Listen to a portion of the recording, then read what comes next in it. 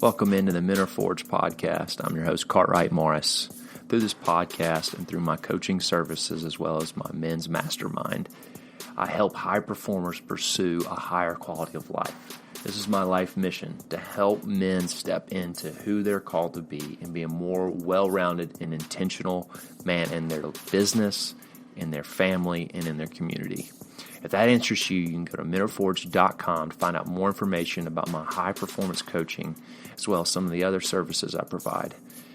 That's menareforged.com.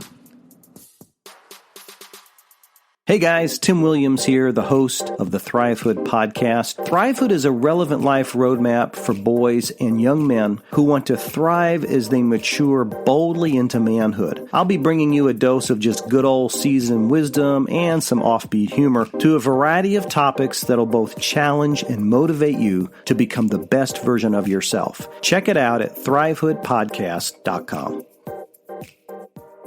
All right. Well, welcome into the Men Are Forged podcast. I'm really excited about my guest, Michael Batenburg. Did I say that right? Yes, sir. Yes. Batenburg. All right. Coming all the way from the Eastern Tennessee, the Smokies, beautiful country. If anyone knows that area in itself is one of the few places you can go in the South and actually get away from the heat. Elevation definitely has that benefit. Yeah. So, I mean, just to kind of, briefly, Michael, I'm really kind of curious, what's some of the stuff you're doing this summer? Well, mostly this summer, we're getting ready. I mean, we've purchased and been, blessed with a new headquarters for the outdoor adventure ministry. Mm-hmm. And we've put in the infrastructure of the roads and the guest house in phase one, and we're going to expand with the barn and animals for phase two. We've got our elevated stay cabins as part of phase 1, 2, and then ultimately we'll have our personal residence with some accommodations completed, hopefully.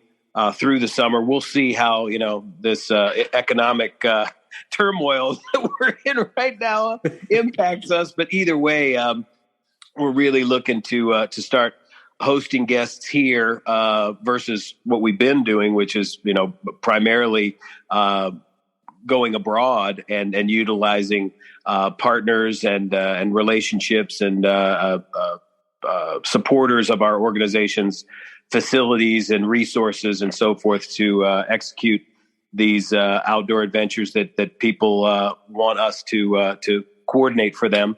And now we're going to be able to do it where we live, which we're really, really excited about because, you really can't ask for more variety at an arm's length than here in the Cherokee and Smoky Mountains of Eastern Tennessee for outdoor adventure. So we're really we're looking forward to doing some.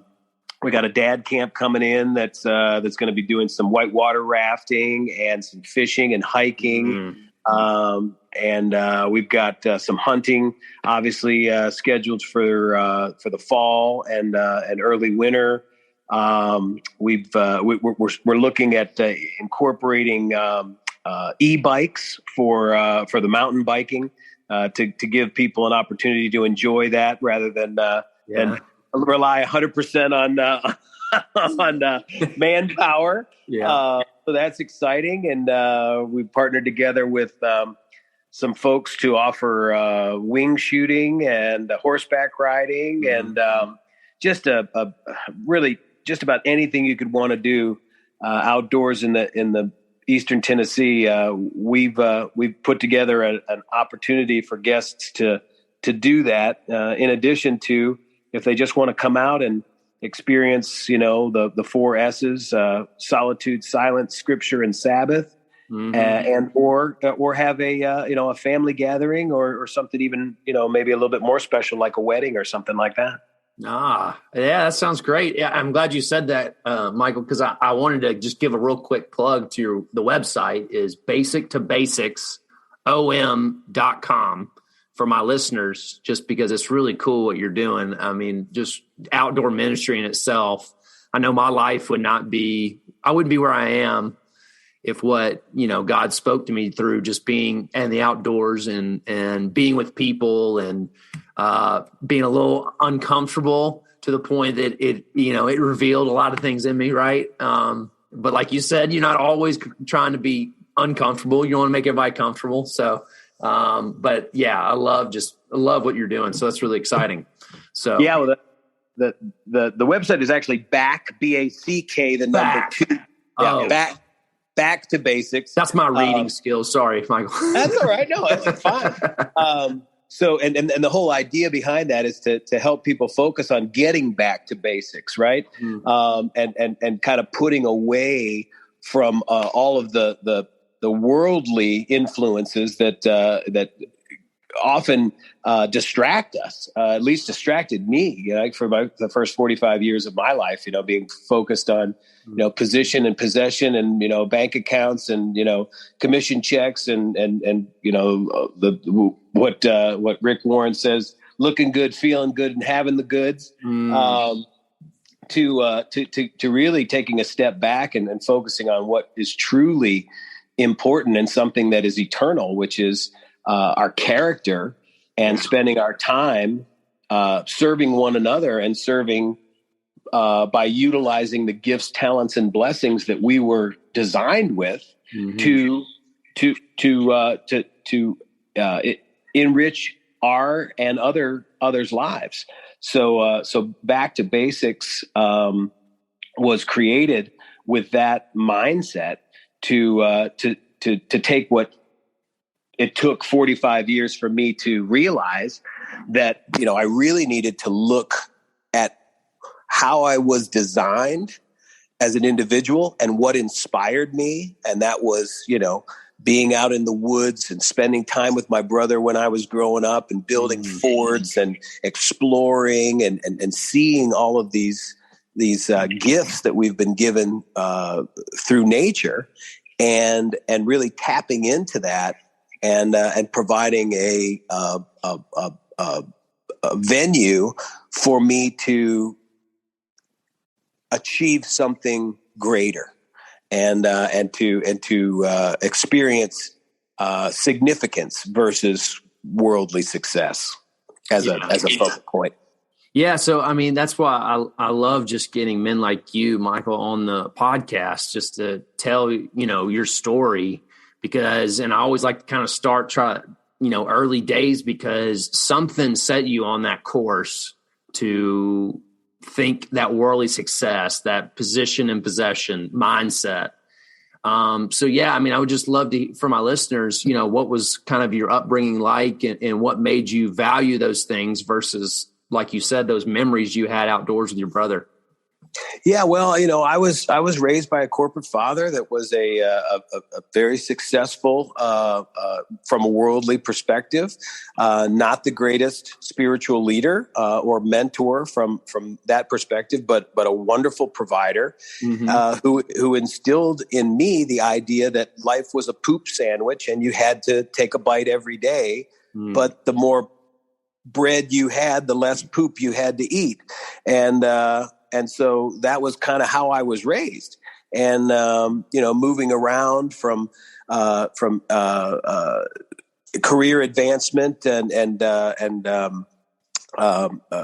as he was being promoted through the ranks of his professional career, and 7 different schools before I got out of high school. Wow. That was what I believed life was all about, was creating a nest egg of wealth and security to be able to avoid hardship and pain and suffering. And so when I became an adult, I was on a trajectory to achieve that level of wealth and status and success that my father had achieved, because that was what I was taught was a way to avoid pain and suffering, which was absolutely the opposite. I mean, after 45 years of very successful career and entrepreneurial, I had worked for both Fortune 100 companies for 10 years and 13 years, respectively. Also started some entrepreneurial ventures while I was doing that, because I was just a hard-charging and ambitious individual that was, fighting for that next achievement, whether it was, boats, cars, planes, whatever. Yeah.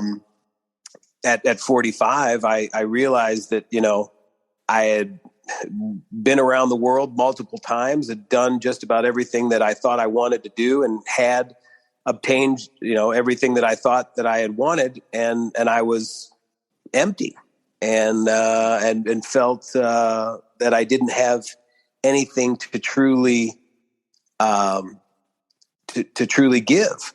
I really felt like I had raced myself through life at such a rapid pace that I had lived an entire life at the age of 45 and felt like, well, I had nothing that I really could offer to contribute, and went into a massive depression. And I was living by myself. I had a number of failed relationships, but was never open enough to commit myself to marriage. I was, very selfish and very self-centered, and there I was with, this large, 6,000 square foot house on the water with the boats and the cars and the motorcycles and, all the toys and everything. And I was an empty shell, and considered taking my life at that point in time. It felt like, there was no reason for me to continue. I had done it all, and there really wasn't any reason to continue my pursuit, because I had achieved all of the things that I thought that I wanted, and then as the Bible says, come with a receptive heart, knock and the door will be open. And fortunately, instead of making that dangerous decision to take my life, I chose to start reading and with an open heart, and was filled with the Holy Spirit that helped me understand that I could be significant, and I did have talents and gifts that I was blessed with, but I was just using them for the wrong reasons. Yeah. And if I could use them for something greater, and to build my character and to inspire others and do something that I loved doing, that I could have significance. And that's when the whole epiphany took place. And when I basically did the Jonah 180 from self and success to significance, and walked away from a very lucrative professional career, and sold my entrepreneurial business ventures, and chose to live a life of service, and doing what I truly love to do, which is getting out into the great outdoors and inspiring others to find their purpose and identify their shape and how they were designed, and their gifts and talents and blessings to be utilized in the same manner. Yeah. So I'm kind of curious, just so what in that moment, which I'm finding more and more of us men, just like great men, have those humbling moments, those low moments where you, like you said, you have a receptive heart. So what do you feel like, what in your history led you in the midst of that choice of taking your life? Why did you instead pick up the Bible? Well, actually, I didn't pick up the Bible, Oh. believe it or not. I picked up a book called Jesus Calling, which is written by Susan Young. Yeah. A faith-based book, obviously. Right. But one that actually at that point in my maturity, or the lack of my maturity from a faith-based perspective, it resonated with me to the point where I truly believed that, that same book in other people's hands had different words in it because it was speaking directly to me. And that was a result of my mother, who since birth has always prayed for me and supported me. And, in the midst of my father being absent from things outside of, provision and making sure that I was taken care of, with food, clothing, shelter, and so forth. She always has had a relationship in her faith with Jesus Christ. And so to the point where I often would question her, as Mother, do you always have to bring God into the conversation? And she would say yes. and I never understood why until I had my epiphany, and then I realized the responsibility that we have to share the gospel with others and share what Jesus has done for us. So anyway, long story long. She has always prayed for me, and she has, provided me with materials and so forth that I, obviously was reluctant to consume until that period of time where I was broken. And I turned to that book and started reading, and truly, as I mentioned, the Holy Spirit overcame myself, and I was enlightened with the reality that I did have a purpose and I was created for something specific, and that the capabilities and the gifts and the talents and the blessings that he had created me with could be used for something eternal and not just something temporal. Yeah. Yeah. So, Michael, if we would just kind of go back a little bit, I'm curious why do you feel like you had that motivation where you would sacrifice everything just for success, money? As you say, was it position and possession? Why do you think, I guess, men in general, that becomes kind of our idol in our pursuit, especially in our early, 20s to 30s? Yeah, well, I think it's a great question. And I think that, a lot of us suffer from societal influences, right? That, have it your way, just do it, all these social aspects that really promote that whole idea. And then you look at reality TV and, the individuals that we celebrate and honor, sports figures and recording artists and, and entertainers and so forth. And they have this wealth, and all of this stuff is supposed to be, in our eyes, we're taught that is what we need to strive for. And what happens, at least happened to me, what happens to a lot of us, I think, is that we get on this desire to achieve these worldly objectives, and we get myopically focused on reaching that objective. And then as soon as we do, it's on to the next one. We don't even have a chance to enjoy the acquisition or the attainment of that goal, because we're being pushed to the next one. And with me specifically, since I was working in big business, my employers loved that, right? They wanted me to stay in a state of always wanting to achieve more, to generate more, revenue and productivity out of me. Right. So, the last thing that they wanted me to do is to sit back and enjoy the fruits of my success. They wanted me to, strive for that next one. And so I lived on a monthly quota, life timeline for, 23 years, which was great for my employer, but not so great for me. Yeah. but I thought it was great for me,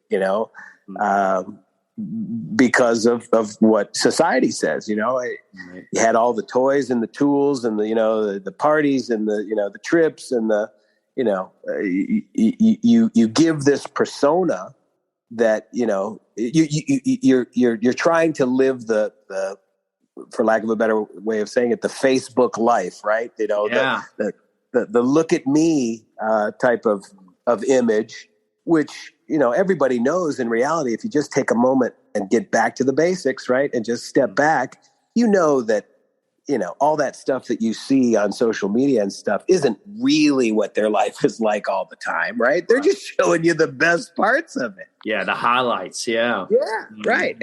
And so, that's where I think we really get, especially, the younger generation, me being, 56, I wasn't born into an era of, immediate gratification and technology and everybody showing me what they're doing and how great they are, every moment of the day. And I think, for our younger generation, it's even harder because, this is a lifestyle that they have been weaned on. And so that I think that pressure and that stress to measure up to the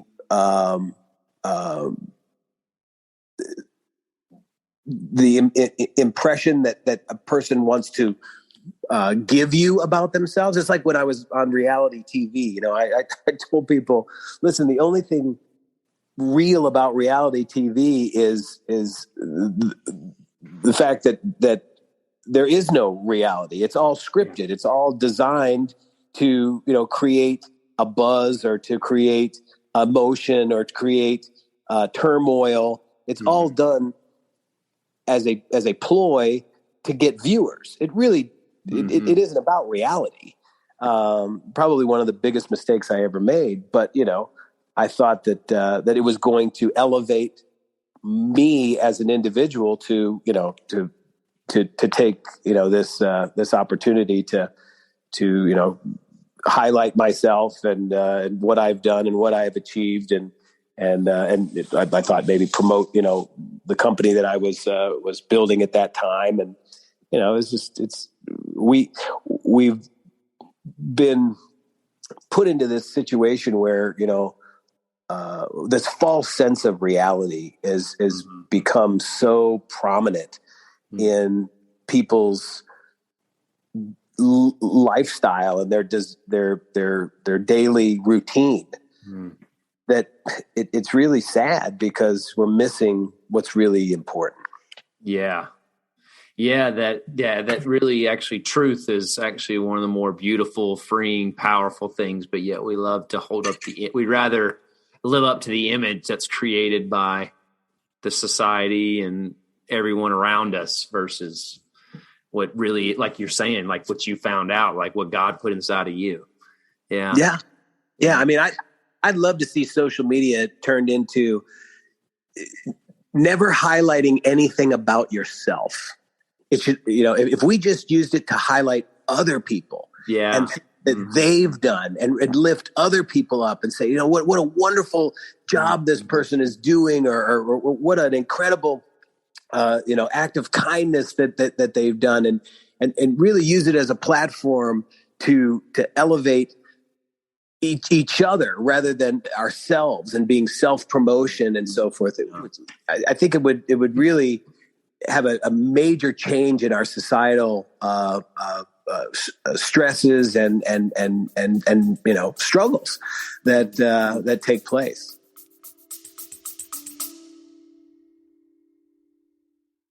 Today's episode is brought to you by Thrive Marriage Lab. If you want your marriage to thrive, this is a great opportunity to you, because strong marriages are the bedrock of strong churches, organization, families, and community. This is a 12-month pathway for any of you that are looking to really have weekly engagement with experienced marriage counselors, not just one, but many, So go to restory.life/thrive to get on the waiting list for this great program that starts in April.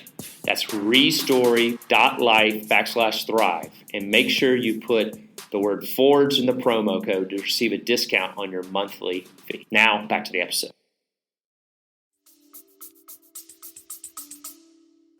Yeah, so just to hear you correctly, though, Michael, did you say you were on a reality TV show?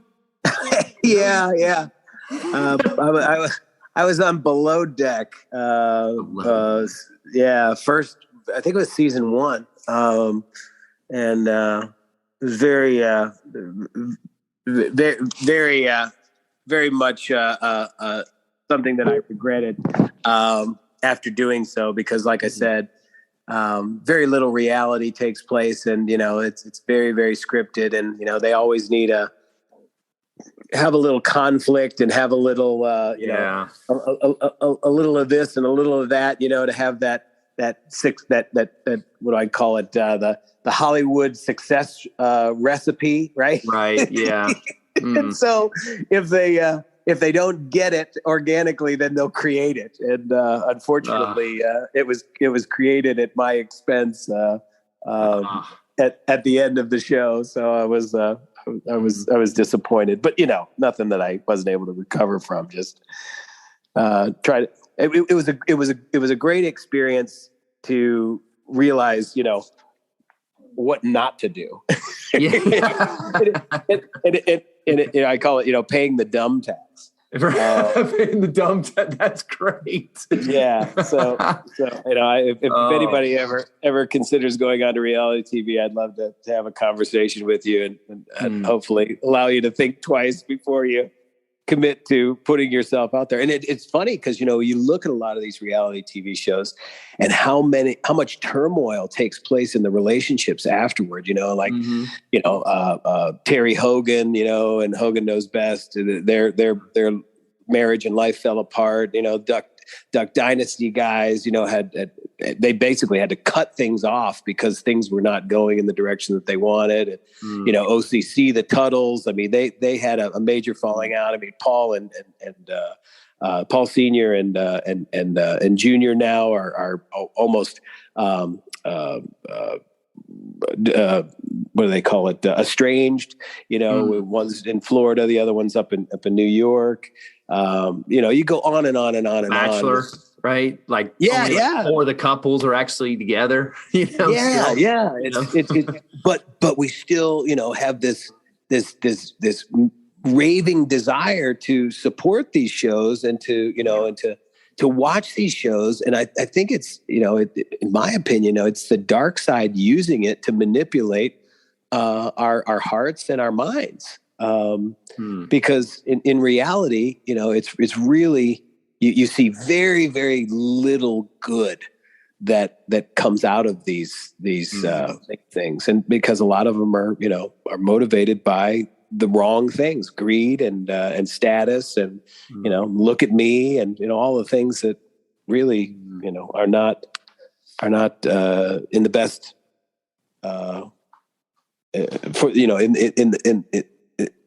for the best of an individual. Yeah. Yeah. So, I mean, that was something I was kind of wanting to circle back to in itself. Like you said, your employer basically, he wanted you to thrive as long as it caused the company to thrive. And basically you thrive in your career. Now as a leader, how has that affected you, and how are you different now as a leader from your experience just being in corporate America? Well, I think, the big difference is, how do I measure success? Right. Yeah. And it's funny because my father actually asked me that question. I mean, again, he is coming around now. He's in his 80s, and he's obviously left his professional career, which was rather devastating to him, because that was his entire identity for the most part. This guy still puts on a suit and goes to an empty office at my brother's company just for him to do something. But But my point is, he came to me and he said, Michael, how are you going to measure success in this career shift that you've gone from corporate America, where you have, metrics, and you have quotas, and you have, all of these guidelines to be able to determine, where you are as far as success and or failure. And I thought about it, and I really clearly heard the Holy Spirit speak to me and say, there are 3 ways that you will be able to validate your success in what you're doing now in serving the kingdom and serving others. And that will be validation from unsolicited favor. So when individuals come and they want to partner together with you, or they hear about you and they want, they want to get involved with what you do, either as a guest or as a volunteer, or they want to, donate and support your organization, or they want to provide you with access to, their facilities and so forth.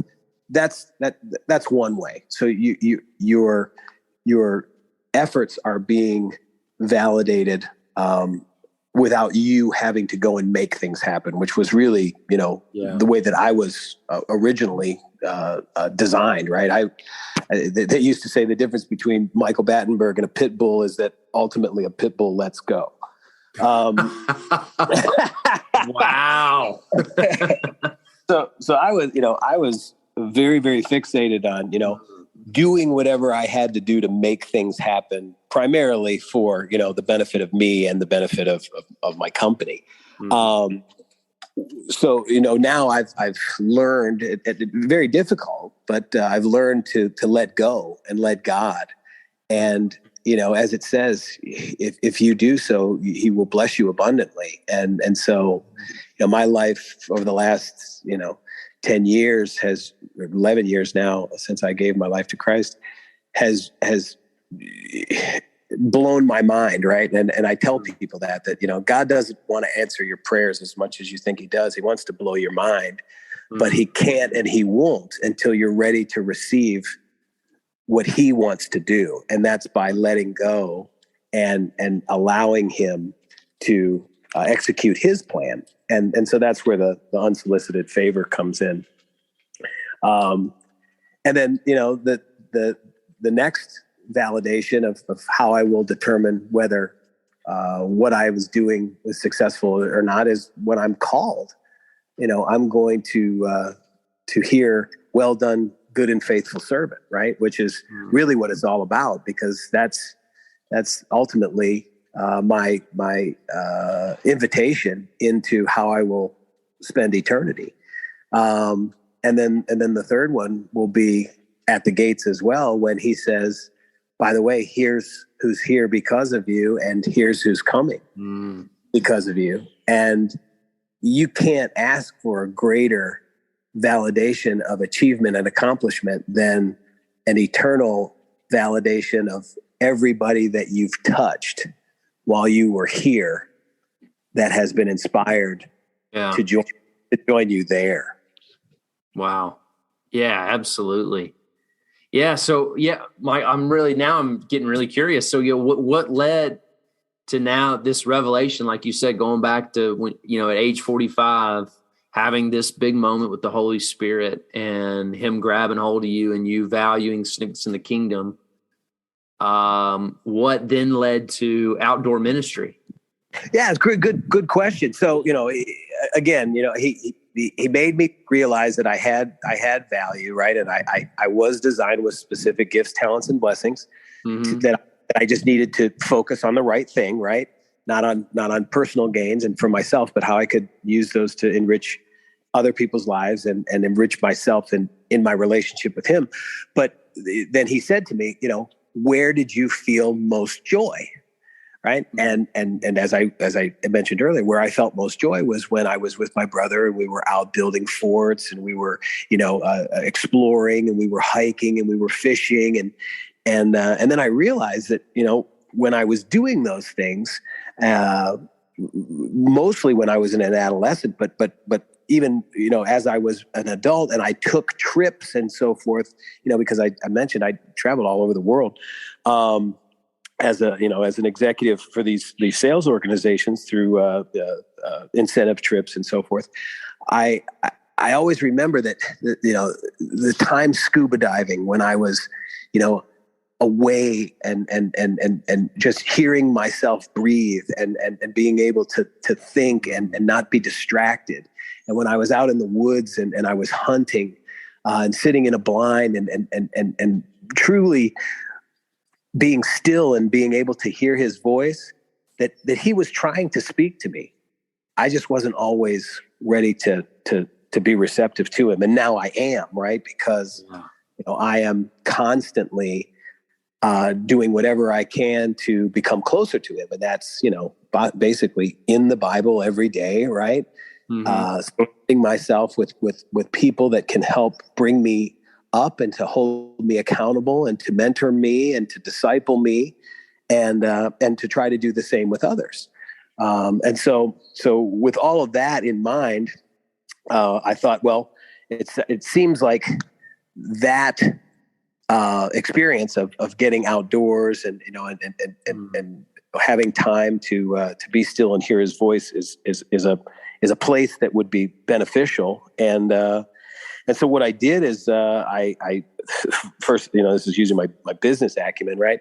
I said, okay, well, how do I test this out? How do I proof of concept this? So I went and I volunteered at a kids camp, and just to see what kids camp looked like, right? And, wow, what a juxtaposition! That is pretty crazy. Corporate America and then a kids camp.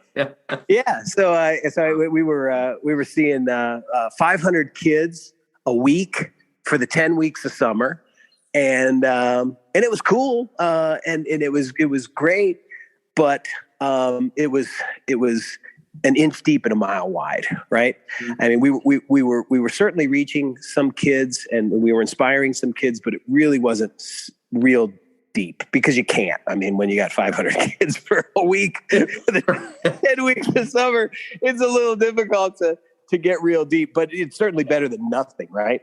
Right. And so at that point in time, I've always, kind of had this interest in the outdoors and, for one reason or another. And at that time, I just happened to have access to a high fence hunting preserve that was like 15 minutes away from this camp. And I said, hey, I'd like to offer an elective for these campers to come and check out what it's like to go out in the woods. And, we'd show them the animals and tracking and, different plants and what's dangerous and what's not and what you can eat and what you can't. And, we had acacia trees out there and, I had already come to, my faith at that time. So I was very interested in how connecting, all of the gifts of nature correlated, with the Bible and so forth. And actually, giving, recognizing the blessings and giving the credit to where the credit is due. And so these kids were coming out and they were experiencing it and they were having an amazing time. And when they were going home, they were telling their parents or their parental caregivers about this, and they were interested, and they were like, well, we'd like to come out and check this place out. Mm-hmm. And so I realized that there was an interest there. There was an inspiration that took place with the idea of giving people an opportunity to get away and to get out into nature and to have an outdoor experience that was guided, and that where people could go and not feel intimidated or feel threatened or feel fearful, right? Because you had somebody out there that was showing you and discipling you, right? Taking you along and allowing you to experience it for the first time. And it's great for someone like myself when any time I take somebody, it's like me experiencing it for the first time through them, right? So it's double benefit, right? And so I, that's how it really started. And then what hit me was, what was I lacking? And the biggest thing that I was lacking was a spiritual leader, in a father, a father to truly come alongside of me and disciple me as a man of God, and to value, the true things in life. And that's when I decided that, Back to Basics wasn't going to be a facility that hosted and catered to kids like the kids camp, but it was gonna cater to adults. Yeah. And certainly kids are welcome and have been welcome, but not alone. Right. I really believe that kids need, and everybody needs, to have a Barnabas, in their life, and have a Timothy that they're leading in their life. But really kids need to have somebody that is guiding them and showing them what it looks like to be, and not just, do as I say, not as I do, but somebody is actually, being an example of what it looks like to be a godly man and or woman. And so that's when Back to Basics really came to fruition, where we said, okay, we're going to focus on adults, to give them the same idea of a kids camp, but we're going to do it, much more consolidated, because, most people don't have a full week, to invest. So we're going to do day trips and weekend trips, and, we'll do longer ones if it is possible, but we'll customize it for the audience, so that, unlike anything else where, they kind of have, this is the box, and, how do you fit into our box? We say, okay, what do you want the box to look like? And then we create the experience based on what you want. So we've done everything from, base camping Mount Everest to paddling the local waters. Wow. And everything in between. Mm-hmm. That, it's all guest driven. So, the guests come to us and say, hey, I'd like to do this, and this is where we are in our walk, and this is how much time we have, and this is the type of accommodations that we want, and this is the quality of food that we want, and this is our budget, and we design that experience for them. And then, rather than just being a travel agent that puts it all together and says good luck, we go with you. So, you've got that one throat to choke that is coming alongside of you, making sure that we are meeting or exceeding your expectations of that gift of time that you've invested in us, so that you get the most out of it, and that you leave with more than just memories and pictures, but you leave with a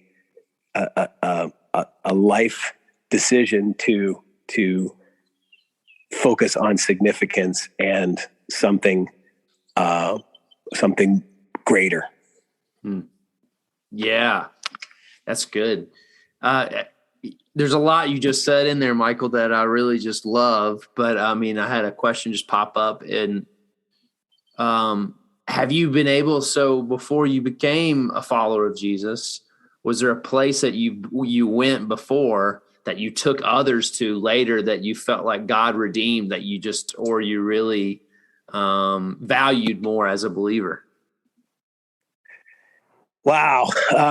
Yeah. That's an interesting question. Not that I have identified as of yet.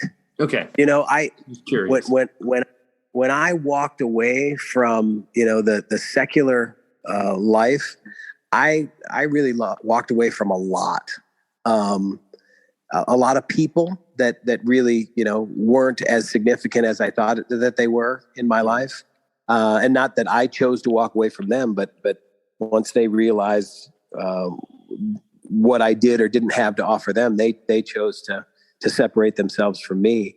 Wow. And so I've really tried to, again, as I mentioned before, allow for the Lord to bring into my life those that He feels that I can impact the most, and rather than me trying to go out and make those engagement decisions, I've tried to be as obedient as possible to sit and allow Him to bring opportunities and individuals and so forth. And just like, this is a perfect example of it, right? We didn't know each other from Adam, but somebody that I had inspired, knew you and said, "Hey, listen, you need to talk to this guy." Well, that's not happenstance. That's God. Yeah. Mm-hmm. So cool. Well, yeah, I want to repeat something you said, because I feel like I want just my listeners right now to even ask this question themselves of, where did you feel the most joy looking back at your life, and just how important that question was for you. And I think that's really interesting. Because I think we project, even as believers, we project God as in a similar way to our parents or our leaders or society, that you have to be this type of citizen and be driven by career and money and to provide, right? And we miss out on the beauty that is God, that who is trying to just really, I'm trying to think of the word here, but just experience his pleasure in the midst of our daily lives. And so how, Mike, I'm just curious, how now do you pursue that question? Yeah, that's it. I love that. And it's really easy, at least for me, because, and I look across what has been ubiquitous across my entire life and my existence, both secular as well as kingdom based. And it's been a heart for service, right? The reason I was successful in sales was because I loved the relationships with people, and I loved serve them, and I love to take care of them, and I love that opportunity for the camaraderie and enriching their lives, whether it was with a product or with a service or whatever. And so that has been the one thing that has always brought me joy, is the way, because I was designed with that servant's heart and that desire to get joy from serving others. I've just pivoted that to something that is more significantly service related, right? Mm-hmm. So rather than, focusing on, I'm serving this person with a product or service or whatever, but it's benefiting me monetarily. Now I'm serving an individual that is benefiting me eternally.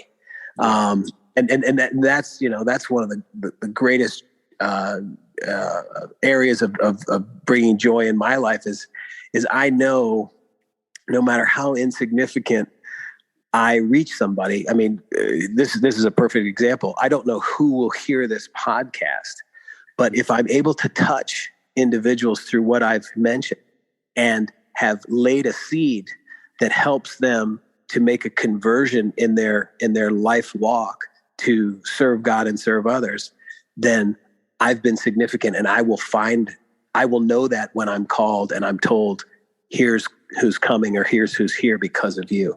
And that's just, to me, the greatest gift that you could ever give and or receive. Yeah, absolutely. God, it's amazing how that is it's a crazy thing to think about for me, is how Jesus, in all his wisdom and power and his love, that he left earth and said, tag, you're it. And he brings us into the mission that he has and gives us the ability to affect others' lives one way or the other, right? And he trusts us to make that happen. That's crazy. Yeah. Yeah. And, and some of the greatest things that I've been told that I hold so true, and I love to share, which is, first of all, it's not my job to lead people to Christ. Mm-hmm. Certainly not equipped well enough to do so. It is the Holy Spirit's job. Mm-hmm. We lead people to the gospel, and we share our story, and we inspire individuals through our stories, and allow the Holy Spirit to then do his work in a receptive heart because of the groundwork that we've established. Then we've done what we've been designed to do. Mm-hmm. And it doesn't matter how insignificant that engagement is. Just because you don't see a person receive enlightenment and make that, that change and become a follower right away. And you say, oh, I'm failing. You're not, because my mentor told me one time, he said, it may take a granite sculpture, 1,000 whacks on that piece of stone before it cracks it. But remember, it wasn't that 1,000th hit that was the most important hit. It was all the ones leading up to it. You just need to be one of those hits. Right. And it's just as important as the one that cracked the stone. So just keep swinging and make sure that you're being a good representative and a good ambassador to the kingdom, so that people see what a life serving God and serving others looks like, so that they are wanting to get more or learn more or become, more familiarized with what that looks like. Because it's not giving anything up. It's getting so much. Yeah. And the dark side doesn't want to portray it that way. Right. Yeah, absolutely. Man, that's great, Michael. I appreciate you coming on and just sharing that. Hopefully that just encourages so many of my listeners just to go out and do that. That's receiving at the end of the day. We get so much more when we give. Yeah, those who give will receive. That's beautiful. Go ahead. Don't be afraid to engage and to tell your story. The dark side is going to want to put that fear and uncertainty and doubt in you to be hesitant to do so. But, and you don't have to stand on the corner with a bullhorn. No. You just have to show through your actions and the way that you engage with others and the way that you treat others as to what it looks like to be an ambassador, where somebody says, hey, there's something different about that person. Mm-hmm. And I want to learn more about that. Yeah, that's good. Yeah. Well, Michael, I'd love for you to just give a plug for what you're doing and where people can find you and find more information about, Back to Basics. Absolutely. Well, BACK, 2 basics, OM.com or backtobasicsretreat.com is the best way to take a look at, what we're doing. And really the best way to truly engage is reach out to us. We're not a boilerplate type of widget where you just go and you click and you choose and there it is. We need to spend time together. We need to understand what you're looking to do so that we can create something special, specifically and customized for you. So, that takes a little bit of time, but it's all well worth it. And we don't charge for our consultations. We'd love to learn about people's desires and dreams, and we want to try to walk alongside of them. And if it's something that we can accommodate, we will definitely do our best to do so. And if it's not, we'll do everything we can to get you to the resources that you need to achieve the goals that you're looking for. Man, that's great. Well, Michael, I appreciate you coming on and, just excited to hear about your next adventure. Amen. Bless you and thank you. And please accept this as an open invitation to come and see and celebrate with us. How we spend our time is the most precious gift that we've been given, and how we spend it here is how we'll spend it there. And we'd love to have that opportunity to spend some time together and to grow and to have the opportunity to reach into each other's lives and be a light. How we spend it here is how we spend it there. That's pretty good. That just hit me pretty hard. Occasionally I get a nugget, right? Dang. I'll have to chew on that one. Well, thank you, Mike. I appreciate it. Thank you and bless you. Well, thank you for listening to this episode of the Men of Forge podcast.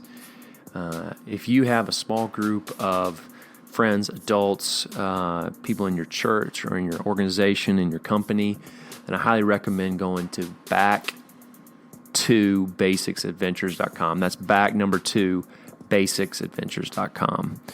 Where Mike Batenburg and his team really put together a small group outdoor experience that's Christian-based adventure programs. Highly recommend it. If it saves on time, saves energy, emotional energy, and they handle all the logistics, all the little details when it comes to building these retreats and these outdoor adventures that really allow you to really experience these powerful moments with your team, with your small group, with all these individuals. So they've got all sorts of adventures, activities, things to do across the Southeast and even out West. And so I recommend going and checking out backtobasicsadventures.com.